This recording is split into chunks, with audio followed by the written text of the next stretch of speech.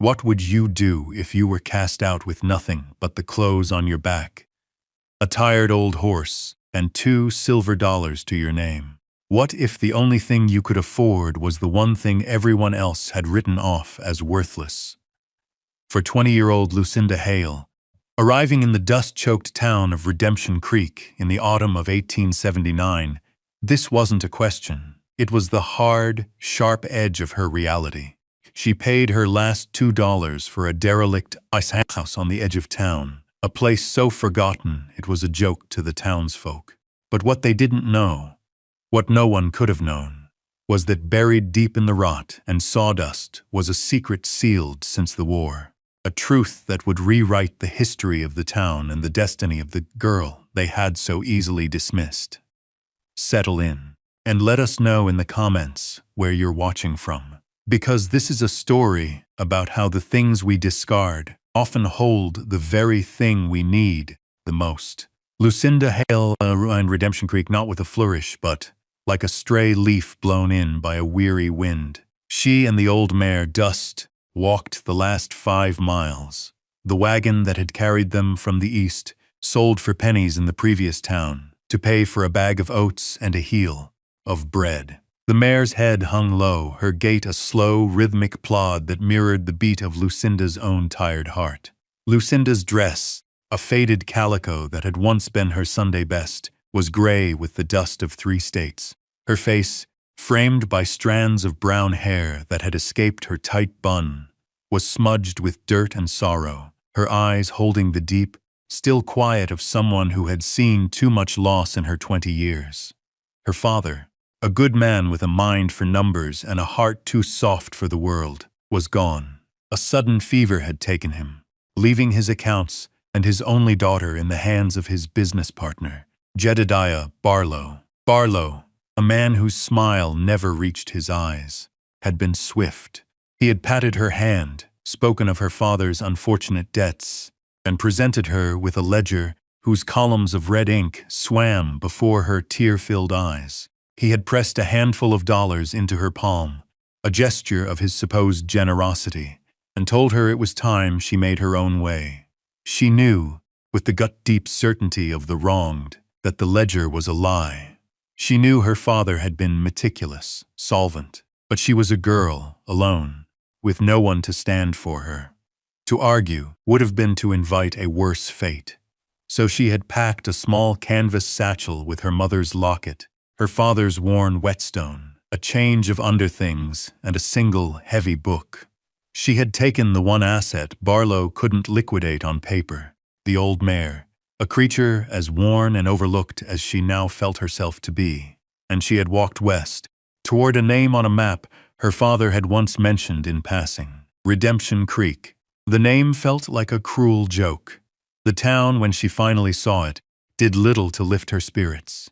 It was a collection of unpainted plank buildings, huddled along a single wide street, cowering under a vast and indifferent sky. The wind carried the scent of manure from the livery, stale beer from the saloon, and the fine, gritty dust that seemed to be the town's primary crop.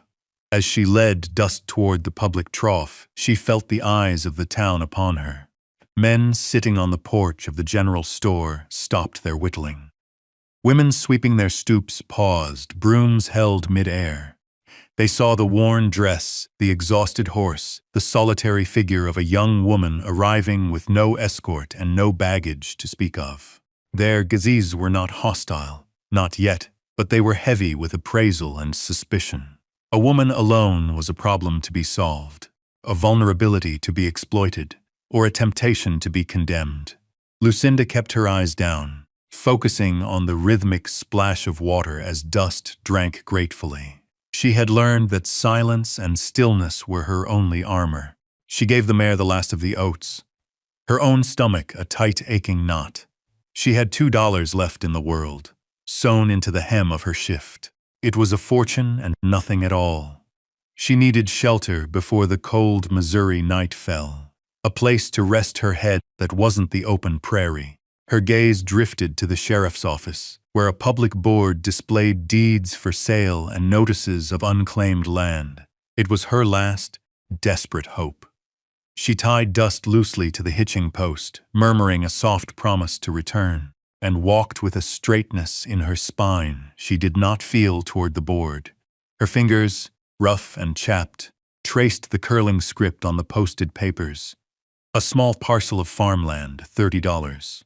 A town lot with a burned-out foundation, $15. A room for rent at the boarding house, $4 a week, paid in advance. Each price was a door slamming shut in her face. Her eyes scanned lower, past the respectable properties, down to the bottom of the board where the forgotten things were listed.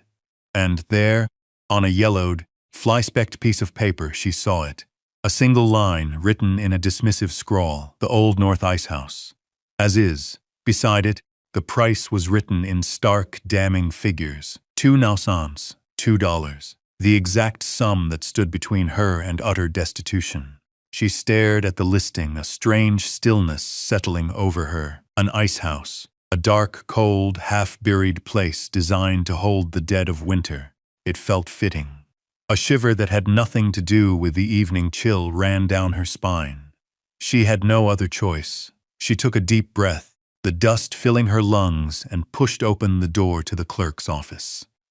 The bell above the door chimed a single, tinny note, announcing her arrival to a future she could not possibly imagine. A future that lay waiting, buried in the cold, dark silence of the most worthless property in Redemption Creek. The clerk, a man with a green visor and ink-stained fingers, looked up from his ledger, his expression shifting from boredom to mild annoyance. "Help you?" he asked, his tone suggesting he doubted it.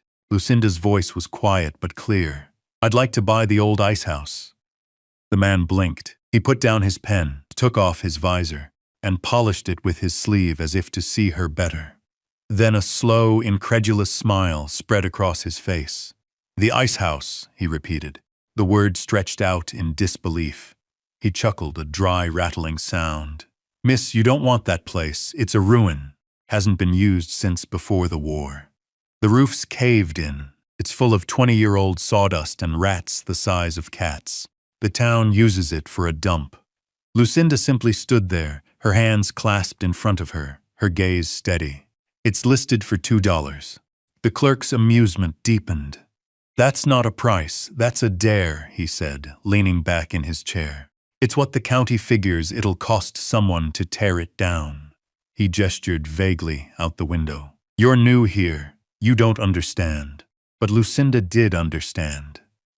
She understood the hollow ache of having no other options. She understood the finality of a closed door. "I have $2, she said, her voice unwavering. "I'll take it."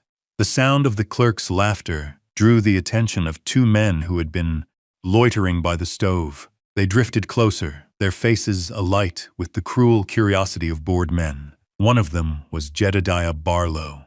He had ridden into town that afternoon, his horse fresh, his suit clean. Seeing Lucinda standing there, dusty and defiant, a smirk played on his lips. "Well, I'll be," Barlow said, his voice loud enough for the whole room to hear. "Little Lucy Hale, buying up property. What is it, girl? Decided to become a real estate magnate?" He stepped forward, his polished boots loud on the floorboards. "What's she buying, Tom?" The clerk, eager for an audience, gestured dramatically. "The old Icehouse." The men erupted in laughter. It wasn't a kind sound. It was sharp and dismissive, the laughter of those who have and who mock those who have not. "The Icehouse," Barlow boomed, slapping his thigh. "An ice castle for an ice queen. Fitting." Lucinda's face burned, but she did not look at him. She kept her eyes fixed on the clerk, who was now beginning to feel a sliver of pity, or perhaps just a desire to finish the absurd transaction. He sighed, pulling a dusty deed from a drawer. "It's your money," he muttered, dipping his pen in the inkwell. "Name's Lucinda Hale?" She nodded as he wrote. She carefully unstitched the hem of her dress and produced 2 worn silver dollars, placing them on the counter. The coins seemed to absorb all the light in the room. They were her past and her future, her final connection to the life she had lost. The clerk took the money, his fingers brushing hers. He slid the deed and a single, large, rust-pitted iron key across the counter. "She's all yours," he said, his voice devoid of its earlier mockery, now just flat and tired. Lucinda took the paper and the key, her fingers closing around the cold metal. It was heavy, real. She had bought a ruin. She had purchased her own joke. But as she turned and walked out of the office, the sound of Barlow's laughter following her, she held her head high. She owned something. It was next to nothing, but it was hers. What could possibly be waiting inside that forgotten place? Why would a young woman, cast out and alone, spend her last dollar on a structure everyone else saw as trash? What secret does 20 years of settled sawdust hold? Let us know what you think in the comments below. And don't forget to subscribe for more stories of hidden history. The journey to the Icehouse and the truth it held was only just beginning. As Lucinda stepped back into the street, the deed clutched in one hand and the heavy key in the other, the world seemed to tilt on its axis. The sun was lower now, casting long, distorted shadows that made the town look skeletal. The whispers followed her as she untied dust from the hitching post. They were no longer just curious. They were laced with amusement and a kind of pity that felt sharper than scorn. "Bought the old Icehouse," a woman murmured to her neighbor, shaking her head. "Poor thing must be touched in the head." A group of boys playing with a hoop stopped and pointed, their faces open with childish cruelty. Lucinda felt their stares like stones against her back, but she kept walking. Her focus narrowed to the simple, rhythmic task of putting one foot in front of the other. She led the mare past the blacksmith's shop, where the clang of the hammer paused as she went by. She passed the saloon, and the laughter from within spilled out, seeming to mock her personally. Jedediah Barlow rode up alongside her, his horse a fine, glossy chestnut that made dust look even more pathetic. He tipped his hat in a gesture of mock chivalry. "A word of advice, Miss Hale," he said, his voice oozing false concern. "There's a reason that place has been empty for 2 decades. It's built over a sinkhole, they say. Unstable. You'd be better off sleeping in a ditch." He smiled his thin, predatory smile. "But then, I suppose a ditch doesn't come with a key, does it?" He chuckled at his own wit and spurred his horse, cantering down the street as if he had important business to attend to, leaving the scent of leather and superiority in the air. Lucinda didn't answer. She didn't look at him. She just kept walking toward the north end of town, where the buildings grew sparser and the prairie began to reclaim its own. The last structure before the open road was a small, neat cabin with a thin curl of smoke rising from its chimney. An old woman sat on the porch, wrapped in a colorful blanket despite the mild evening. Her face was a roadmap of wrinkles, her hair 2 long braids of silver. She was Osage, and the townspeople regarded her with a mixture of fear and respect, calling her Quiet Water. She had been here before the town had a name, and they said she saw things others did not. As Lucinda passed, the old woman raised a hand, not in greeting, but to bid her stop. Lucinda paused, dust coming to a halt beside her. The woman's eyes, dark and bright as a bird's, took in everything. The exhausted girl, the worn-out horse, the deed in her hand, the heavy key. She looked from Lucinda to the distant, hulking shape of the Icehouse, barely visible on the horizon. For a long moment she said nothing, the only sound the sigh of the wind through the dry grass. Then her voice, when it came, was low and resonant, like stones rubbing together at the bottom of a river. "Some things," she said slowly, each word given its own space, "are buried not to be forgotten, but to be found by the right hands." Lucinda stared at her, the strange pronouncement settling in the quiet air between them. It was not a warning, not exactly. It felt more like a blessing or a riddle. The right hands. She looked down at her own, calloused and smudged with dirt. They did not feel like the right hands for anything. "Thank you," Lucinda murmured, though she wasn't sure what she was thanking her for. The old woman gave a slow, deliberate nod, then turned her gaze back to the horizon, as if Lucinda were no longer there. The conversation was over. Lucinda gently tugged on Dust's lead and continued her journey. The mockery of the town faded behind her, replaced by the echo of the old woman's cryptic words. They followed her out onto the prairie, a small, puzzling weight in her heart, a counterpoint to the heavy iron key in her hand. The walk to the Icehouse took the better part of an hour, leading her away from the town and into the rolling, empty expanse of the prairie. The track was little more than two faint ruts in the earth, long since overgrown with stubborn weeds and prairie grass. The sun bled across the horizon, painting the sky in violent shades of orange and purple, and the air grew cool, carrying the scent of dust and distant rain. The Icehouse stood on a low rise, its silhouette a dark, jagged shape against the dying light. As she drew closer, the clerk's words came back to her. A ruin. He hadn't been exaggerating. It was less a building and more a monument to decay. Constructed of thick timber and stone, it was built low to the ground, with more of its structure below the earth than above it. The roof, made of heavy planks and sod, had collapsed in the center, creating a gaping wound open to the sky. The massive timber walls, gray and splintered, sagged inward as if tired of standing. A thicket of thorny bushes grew against one side, and the whole place listed slightly, like a ship sinking into a sea of grass. A profound sense of disappointment washed over Lucinda. It was worse than she had imagined. Barlow's laughter echoed in her ears. An ice castle. Dust snorted softly, nudging Lucinda's shoulder with her nose, as if sensing her despair. Lucinda reached up and stroked the mare's neck, her touch a silent promise. "We'll make do," she whispered, though she wasn't sure she believed it. She approached the main door, a monstrous thing of oak planks bound with rusted iron straps. The keyhole was choked with dirt and cobwebs. It took her several minutes of scraping with a twig before she could insert the key. It grated, protested, and then, with a groan of metal that seemed to travel down into the very foundations, the lock turned. She put her shoulder to the door and pushed. It didn't budge. She pushed again, her boots slipping in the loose dirt, putting all of her weight and desperation into the effort. With a shriek of tortured hinges, the door scraped open just enough for her to slip through. The air that rushed out was a physical thing. It was cold, profoundly cold, and carried a smell she had never encountered before. The smell of deep earth, of perpetual damp, and of something organic and ancient. The smell of 20 years of compacted sawdust. Inside, the darkness was absolute. The last rays of sunlight were swallowed by the gloom.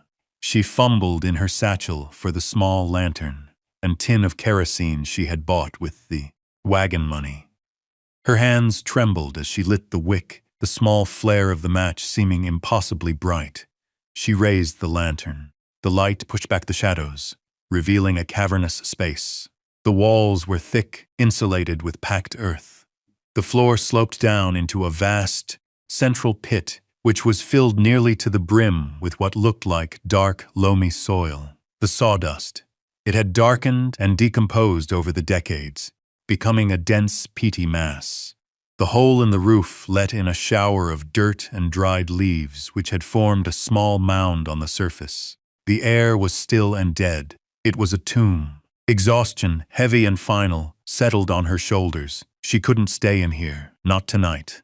She backed out, pulling the heavy door closed as best she could, and led Dust to the lee side of the building, sheltered from the wind. She laid out her thin bedroll on the dry ground, using her satchel as a pillow. As darkness fell completely, she lay and listened to the sounds of the prairie and the groans of the old building as it settled.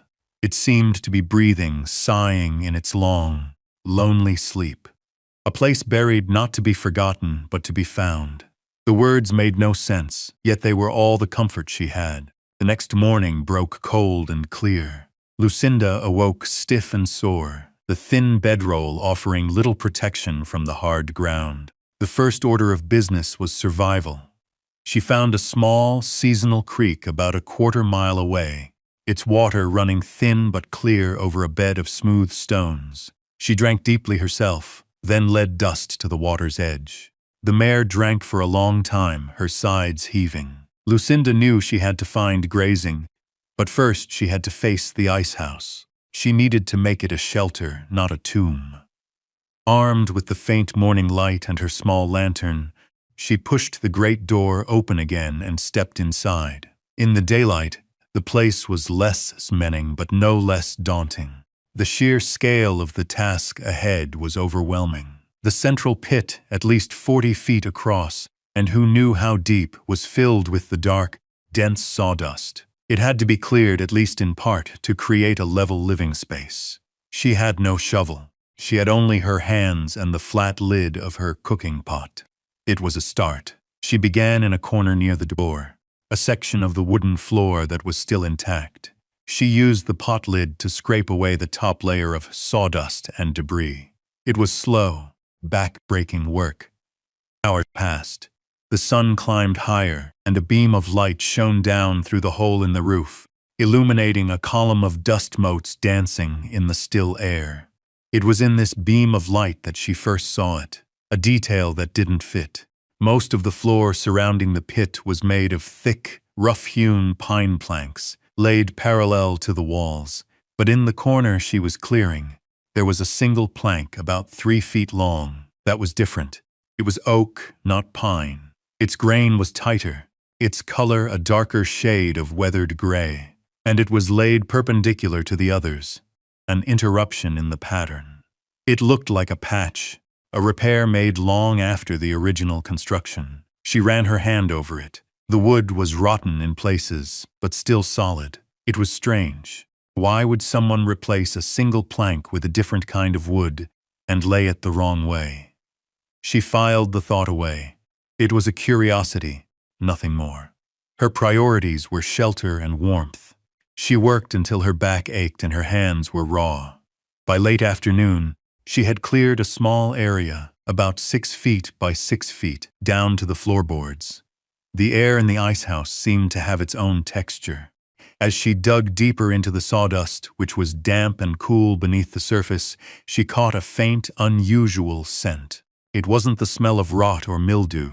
It was a sharp, metallic tang, like old iron or copper, the kind of smell that clings to old coins left too long in a pocket. It was barely there, a ghost on the air, and it seemed to be coming from the direction of the mismatched oak plank. She paused, sniffing the air like an animal.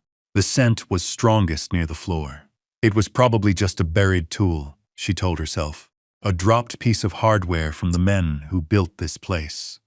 Still, it was another small thing that felt out of place. She stood up, brushing the dark sawdust from her dress. She had a space to sleep, a tiny island of order in a sea of decay. That night, she brought her bedroll inside, placing it on the newly cleared planks. She left the heavy door wedged open a crack to let in fresh air. As she lay in the profound darkness, the silence of the icehouse seemed to press in on her. It felt like a listening silence, a waiting silence. The image of the single oak plank laid against the grain floated in her mind. It was a loose thread in the fabric of the place, a question without an answer. Days bled into a week, and the week stretched toward 2. Lucinda fell into a rhythm dictated by the sun and her own exhaustion. Each morning, she would take Dust to the creek and find a new patch of sparse grass for the mare to graze. Then she would return to the icehouse and work. Labor became her shield against despair. She scavenged fallen branches from a nearby copse of cottonwoods to fuel a small, makeshift fire pit she built outside. She used mud and grass to chink the gaps in the timber walls, stopping the worst of the wind. She found a section of the sod roof that was still intact and, with immense effort, managed to drag it over the hole, creating a crude but effective patch. The work was grueling, but with each small improvement, the icehouse felt less like a grave and more like a refuge. And all the while, she continued to excavate the sawdust. She had found a rusted shovel head near the creek, and after fashioning a new handle from a sturdy branch, her work accelerated. She was determined to clear the entire floor space around the central pit. The sawdust came out in heavy, damp clumps, smelling of earth and time. Her silent companion through it all was dust. The old mare would stand just outside the open door for hours, watching Lucinda work, her presence a quiet, steady comfort. Sometimes Lucinda would talk to her, her voice soft in the vast space. "We'll need to lay in supplies for winter, old girl," she'd murmur, pausing to wipe sweat from her brow. "This place will be cold, but it's solid." The mare would flick an ear or give a low snort, as if in agreement. The physical labor was changing Lucinda. Her hands, already calloused, became tough as leather. The muscles in her back and arms grew defined. The hollow-eyed sorrow in her face was slowly being replaced by a sharp, focused determination. She was no longer just surviving, she was building. One afternoon, as she was clearing the last corner of the floor, her shovel struck something with a dull, heavy thud. It wasn't the sharp ring of metal on stone. It was a thick, resonant sound. Wood on wood. She stopped, her heart giving a sudden hard beat. She knelt down and cleared the last layer of sawdust away with her hands. It was the mismatched oak plank.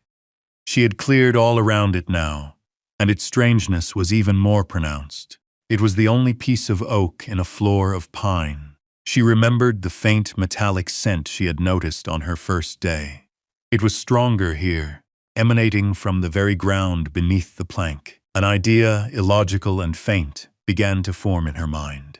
This was not a repair, it was a marker. She took the blade of the shovel and wedged it into the crack between the oak and the surrounding pine. She put her weight on the handle, using it as a lever. The rotten edges of the plank splintered, but the main body held firm. She repositioned the shovel, found a better purchase, and pushed down with all her strength. There was a sharp crack, and the plank lifted a few inches. Underneath was not solid earth or foundation beams. There was only more of the dark, compacted sawdust. But this sawdust was different. It was darker, damper, and felt almost greasy to the touch. With a sense of trembling anticipation, she put the plank aside and began to dig with her bare hands. The metallic smell was strong now, unmistakable. Just a few inches down, her fingers brushed against something hard, cold, and unyielding. It wasn't a rock, it was flat with a distinct, sharp edge. She scraped away more of the dirt. A corner of dark wood emerged, bound with a strap of black, pitted iron. Her breath caught in her throat. It was the top of a box, a very old, very heavy box, deliberately buried and marked for someone to find. Her heart hammered against her ribs, a frantic drumbeat in the immense quiet of the icehouse. For a long moment, she simply knelt there, her fingers resting on the cold iron strap. The world outside, the town Barlow, her grief, it all fell away. There was only this space, this silence, and the secret the floor had held for 2 decades. This was real, this was not a figment of her lonely imagination. A fierce, protective energy surged through her. Whatever this was, it was hers. It belonged to the icehouse, and the icehouse belonged to her. She had no tools for a delicate excavation. She had only her shovel and her own 2 hands. She began to dig around the edges of the box, her movements urgent but careful. The object was larger than she'd thought. A military-style footlocker or crate, about 3 feet long and 2 feet wide. It was heavy, solid. It took her the better part of an hour to clear the earth from around it, her muscles screaming in protest.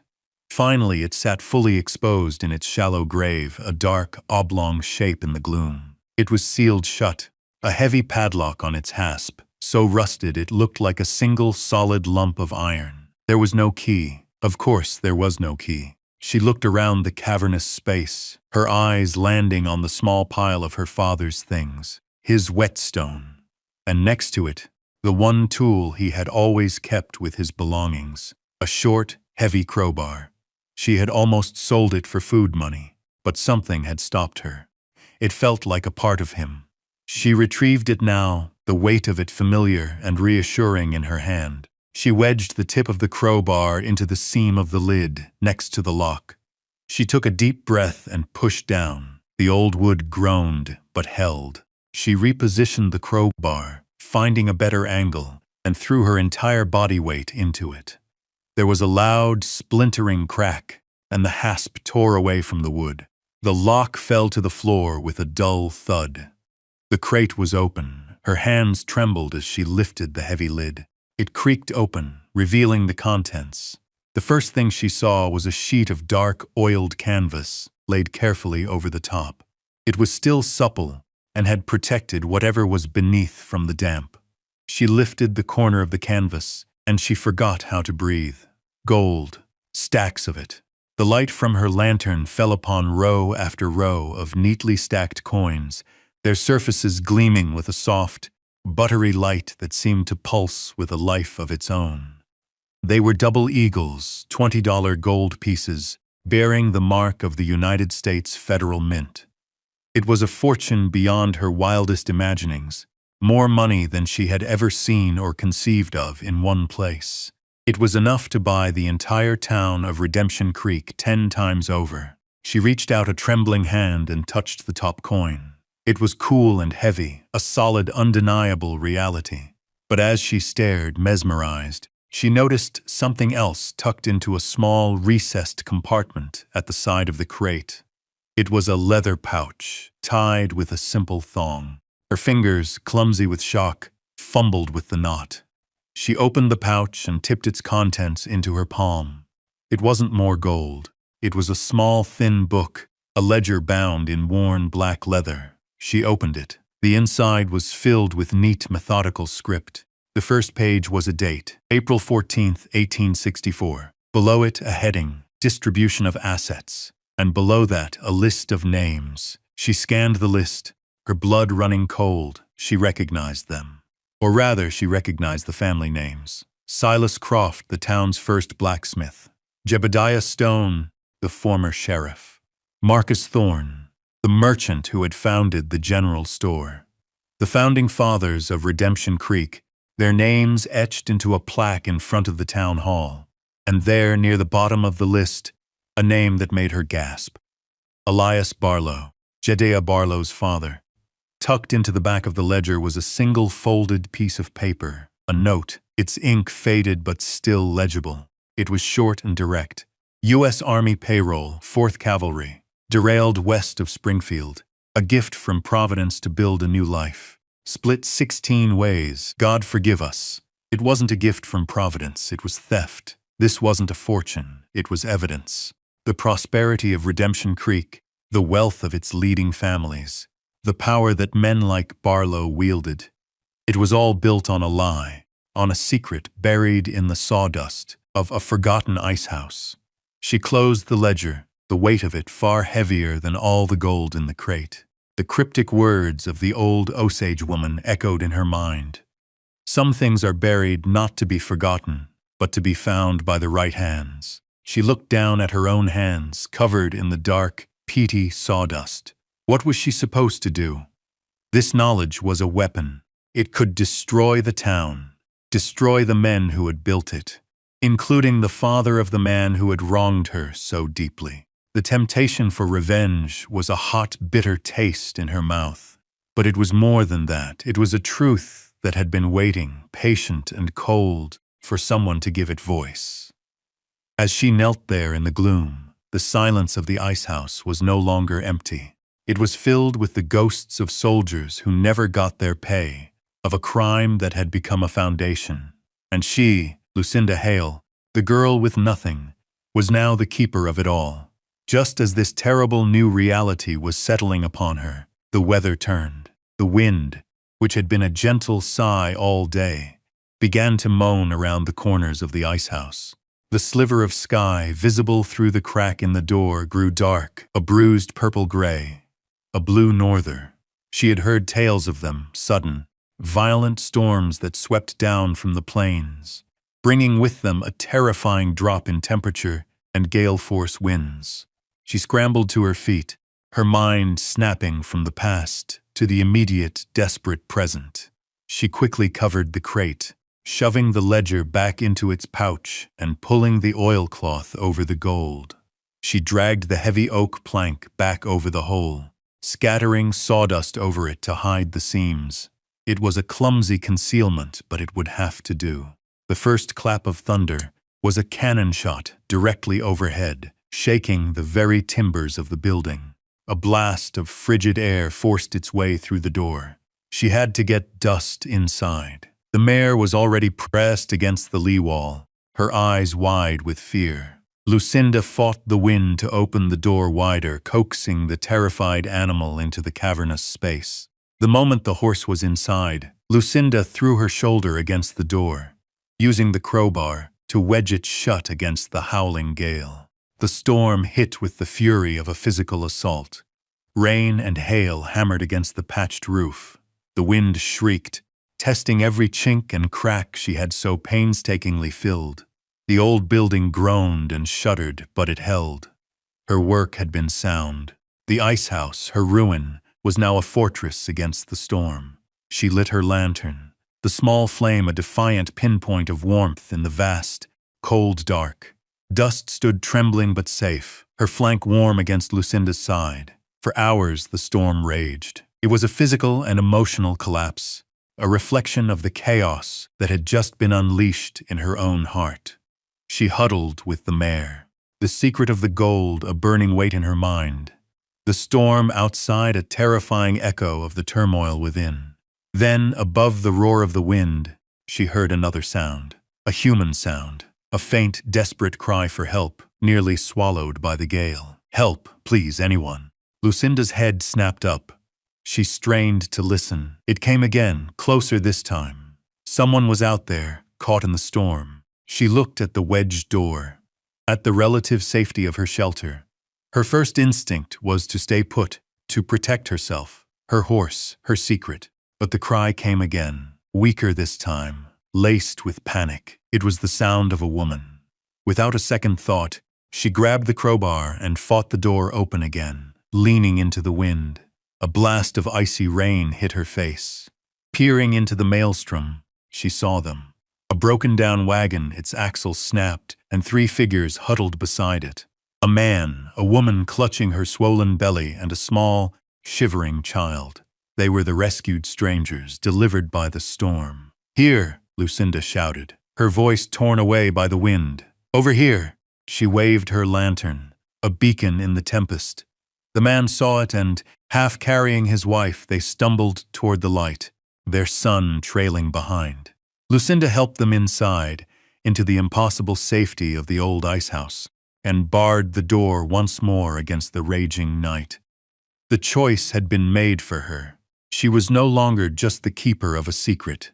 She was the keeper of a shelter. The family collapsed just inside the door, soaked, freezing, and in shock. The woman was clearly in the late stages of pregnancy, her face pale and strained. The man, though exhausted, had a look of fierce gratitude. Their son, a boy of about 6, stared at Lucinda with wide, frightened eyes. "Thank you," the man gasped, his teeth chattering. "We broke an axle. The wind, we thought we were done for." Lucinda wasted no time. She gave them her own dry blanket, wrapping it around the woman and child. She stoked the small fire she had built in a makeshift hearth of stones, the smoke finding its way out through a gap in the eaves. It wasn't much, but it was warmth. She shared the last of her bread and dried apples, her own hunger forgotten.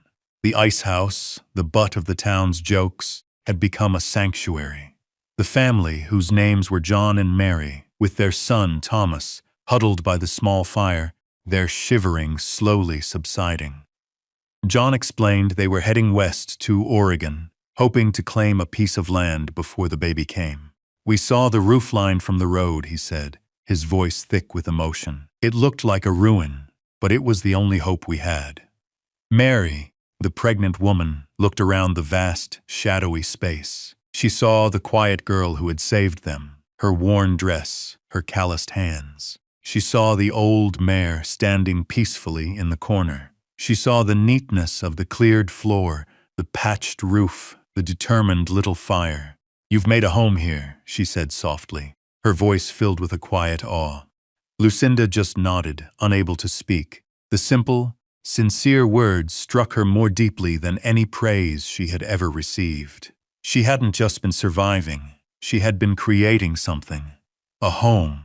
All through the night, as the storm howled outside, Lucinda tended to the family. She made a warm broth from her meager supplies for Mary, and sat with the boy, Thomas, telling him a quiet story to calm his fears until he fell asleep. In this act of sheltering others, she felt a profound shift within herself. The gold beneath the floorboards seemed less like a treasure or a weapon, and more like a responsibility. It was a tool, and she was its steward. When the first light of dawn broke, the storm had passed, leaving a world scrubbed clean and unnaturally quiet. John, a carpenter by trade, insisted on helping Lucinda properly repair her roof patch and strengthen the door before he set to work on his wagon. As they left 2 days later, the wagon repaired with wood Lucinda had helped him find, Mary pressed a small, carved bird into her hand. "We won't forget this," she promised. "We'll tell everyone of the girl in the old icehouse who saved us." Lucinda watched them go, her heart full. Word of Lucinda's act spread faster than a prairie fire. The family, stopping in Redemption Creek for supplies, told their story at the general store. They spoke of the fierce storm, their broken wagon, and the quiet, strong young woman who had taken them in, sharing what little she had. They didn't describe a ruin, they described a sanctuary.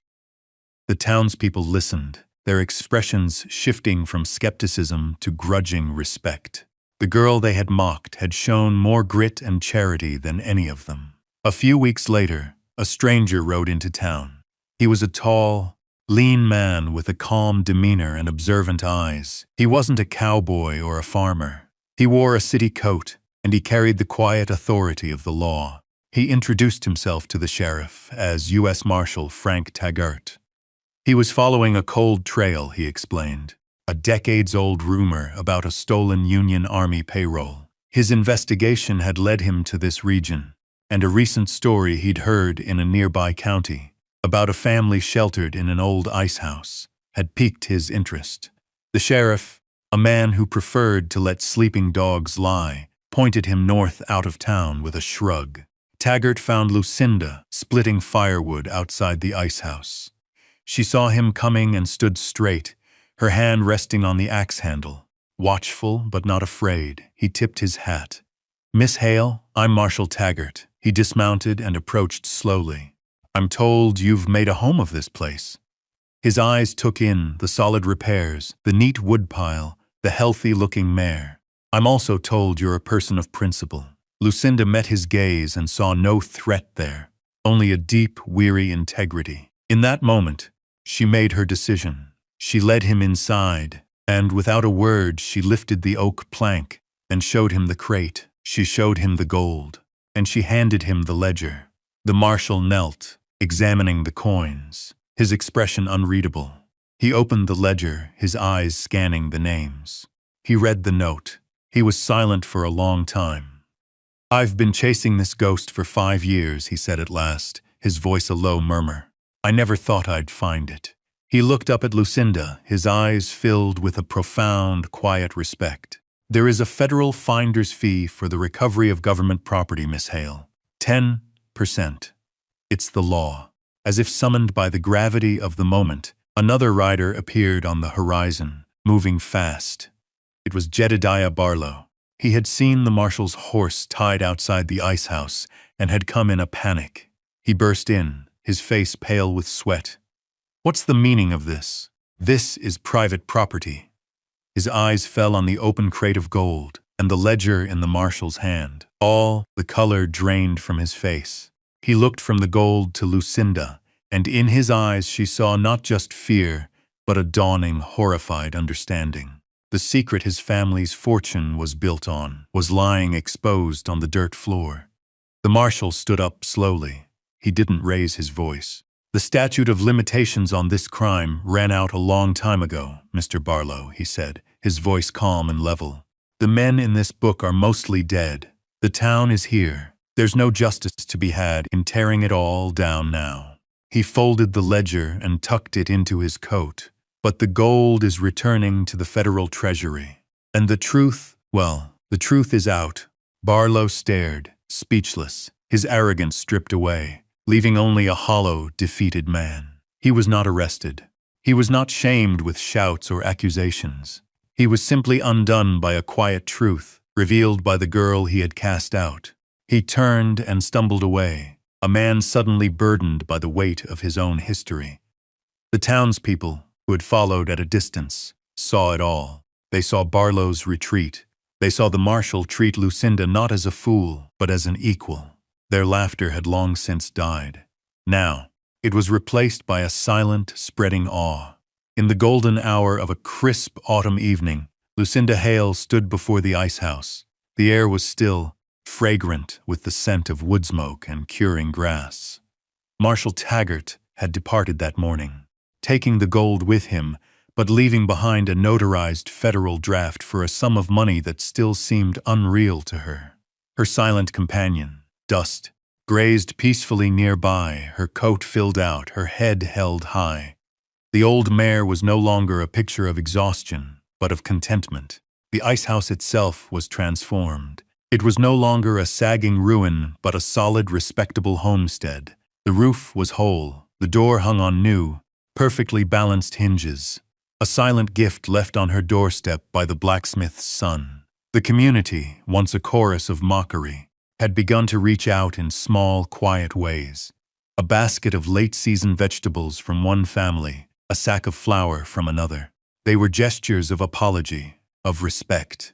They saw her now not as the fool who bought a ruin, but as the woman who had unearthed its soul and, in doing so, had shown them their own.